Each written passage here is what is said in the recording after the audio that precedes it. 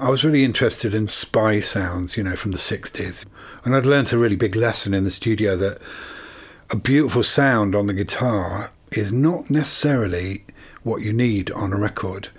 When we were recording guitar with Portishead, with Dummy, I had to think in a production kind of way as well. We generally thinned out my guitar a lot. I would have the fuzz on and a wah-wah on, so it's full treble quite a lot of the time. More treble than you could get out of an amp, you know. So it's got that Eastern European kind of Cold War sound. I'm Adrian Utley, guitarist principally, bass player sometimes. Play synthesizers, produce records, write music. I'm in the band Portishead, play sessions for people. My entire life is music, really.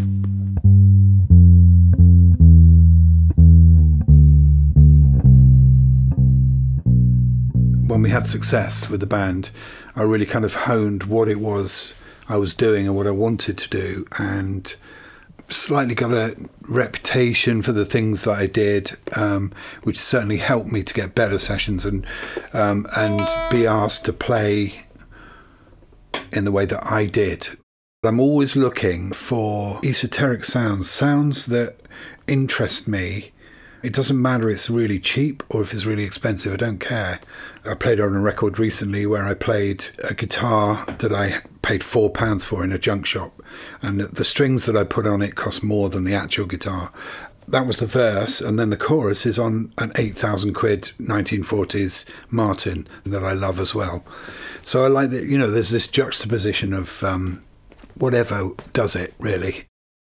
Apart from guitar, which is American, Fenders, which I've always really liked, and Gibbons. I've used a Vox amp. I've used it for the last 15 years or so. I've got loads of them, old ones. Old fuzz tone bender. Orange amps I love.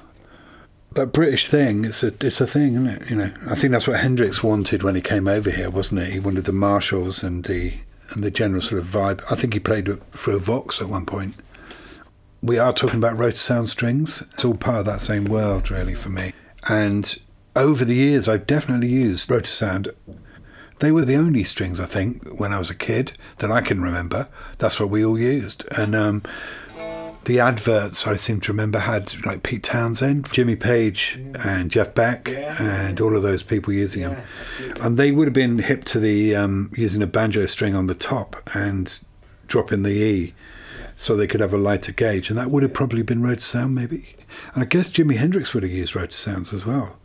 See, he's one of my heroes, although I don't play like him at all, and I don't know any of his tunes, well, apart from blues, you know what I mean? I've never worked out his stuff. It just sits there in my mind like this huge inspiration, you know. Like Jeff Beck, actually, who is one of my heroes as well. This kind of sonic world that they inhabit, you know. All of those guitar players, Keith Richards, Jeff Beck, Jimi Hendrix, Jimmy Page, they're there as a huge influence, and I guess they all used Rotosound strings in those times.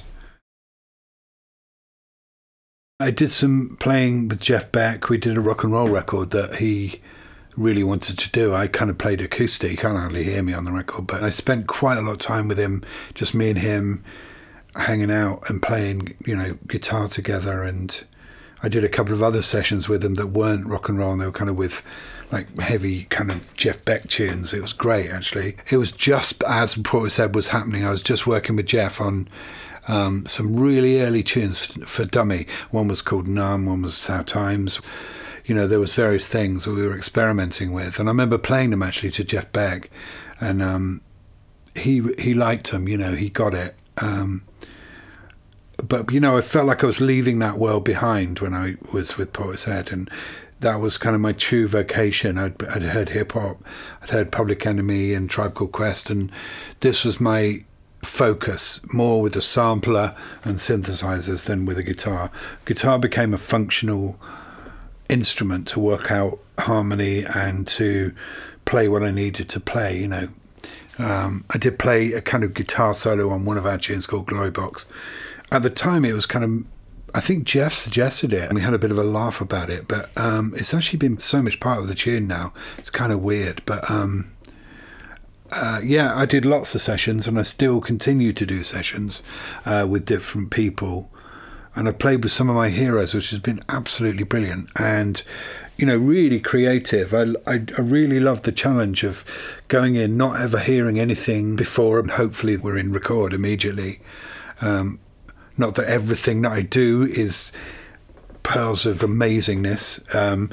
It's probably utter shite first time, but there's probably some germs of ideas because I tend to try and focus straight away when I'm playing. And I really enjoy it. During lockdown, I used this, you know, I was in here and I played on loads of records. It was great.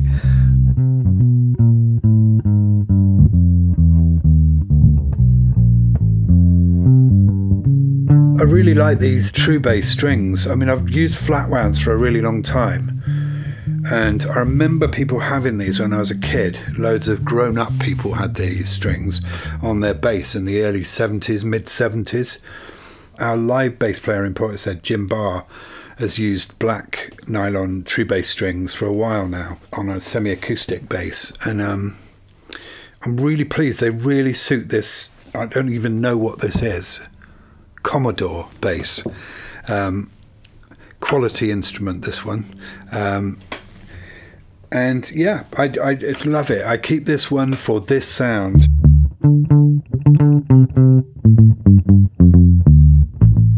I also like the fact that they're made in England as well. You know, we try and be as local and as ecological as we can, and to have local industry is really important to me, you know.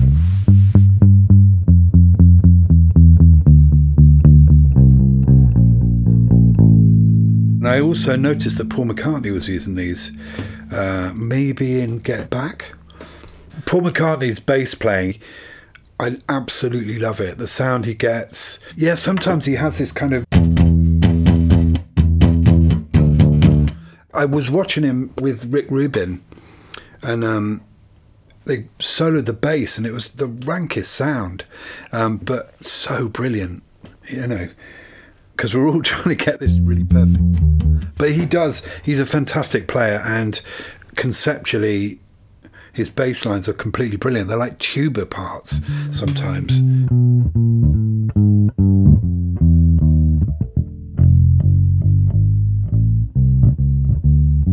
In my late teens, early 20s, I played in holiday camp bands, and that's how I learned to read music a little bit.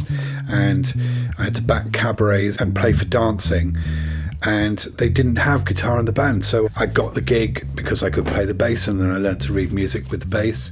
So I come from a background of bass playing, but I rarely think of it as my instrument, although I've spent many summers playing just bass in dance bands and sessions I've done.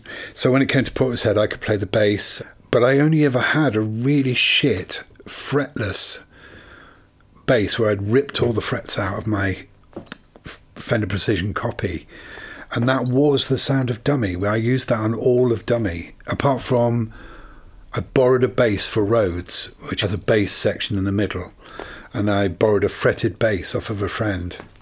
I'm quite interested in double bass. I play a bit of double bass, but not very well. I played on Numb, actually, on Dummy. That was a double bass that I borrowed to play.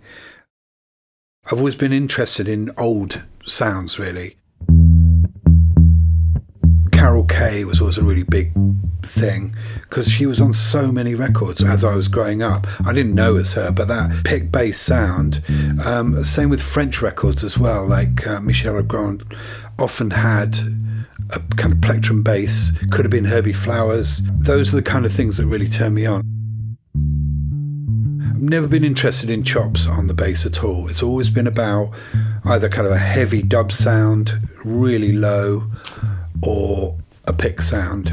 I'm just getting into something with some harmonics and a slightly brighter sound, but I'm not going to be slapping the bass.